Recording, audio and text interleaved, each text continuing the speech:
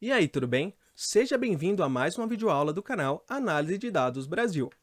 Eu sou o Gleison Bispo, seu web professor particular, e estou aqui para tentar te ajudar a entender um pouco mais sobre a ciência de dados.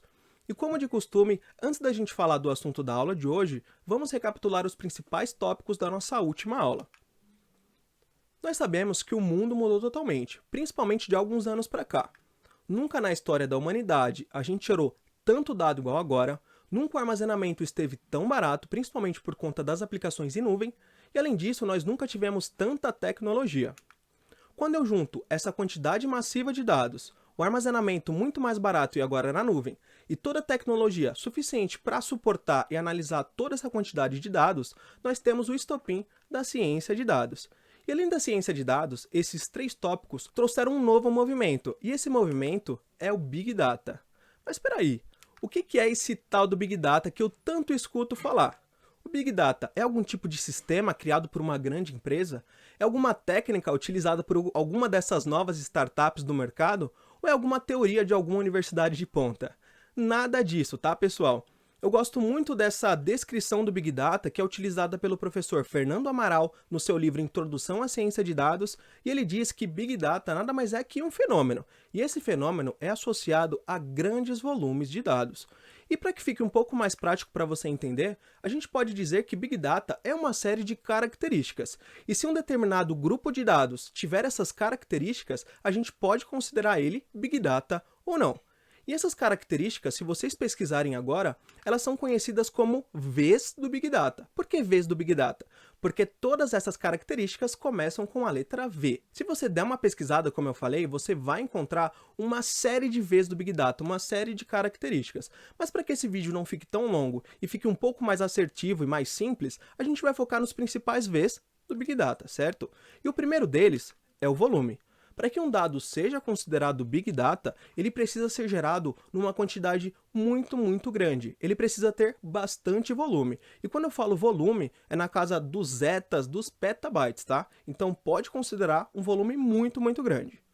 O segundo V é a velocidade. Além do volume, esses dados precisam ser gerados em uma velocidade muito rápida, na casa dos segundos ou dos milissegundos, tá?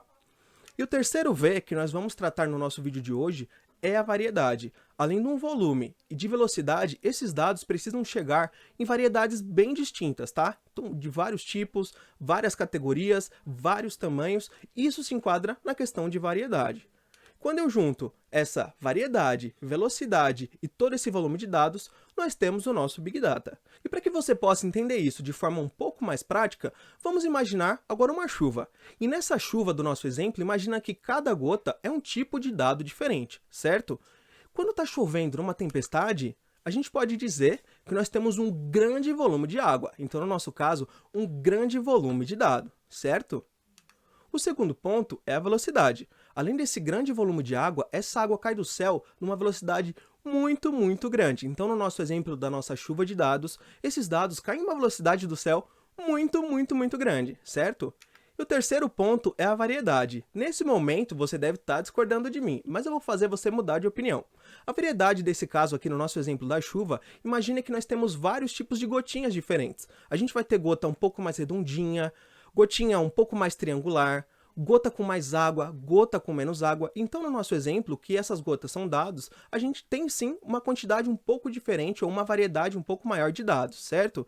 Então, na nossa chuva do nosso exemplo aqui de brincadeirinha, essa chuva é sim um exemplo de Big Data, tá? E quando você for pensar em Big Data, pensa nessa chuva, beleza? Espero que tenha ficado um pouco mais claro esse conceito de Big Data para você. E nesse momento, você deve estar pensando no processamento de toda essa quantidade de dados, já que nós definimos como uma quantidade bem grande. E você não está errado.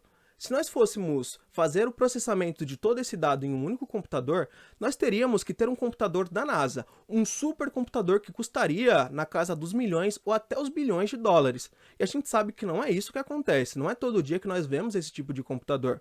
E aí que entra o principal ponto quando nós falamos de Big Data.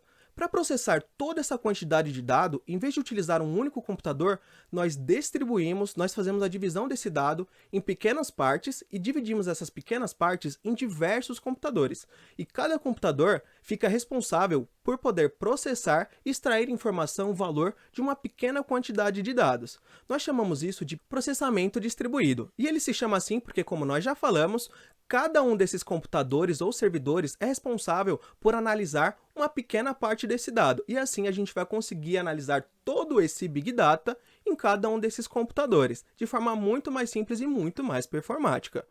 E provavelmente agora você deve estar com outra dúvida na sua cabeça. Como tudo isso, como esse Big Data se relaciona com a ciência de dados? E aí eu te respondo de forma muito simples.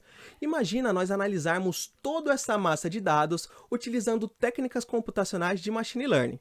Com o Machine Learning, a gente consegue extrair valor desses dados e conseguimos estimar como vai ser o futuro. A gente consegue fazer um forecast, uma previsão muito mais assertiva. E daí que as empresas tiram o grande valor desses dados, o grande valor desse Big Data. Mas o Machine Learning é assunto da nossa próxima aula. Muito obrigado para você que ficou até aqui, eu espero que você tenha gostado e entendido um pouco mais sobre o Big Data. Não esquece de deixar o seu like nesse vídeo, se inscrever no canal e compartilhar com seus amigos. Além disso, siga a gente nas nossas redes sociais. A gente está no GitHub, no Instagram, no Twitter e no LinkedIn. Eu vejo você na próxima aula e até mais!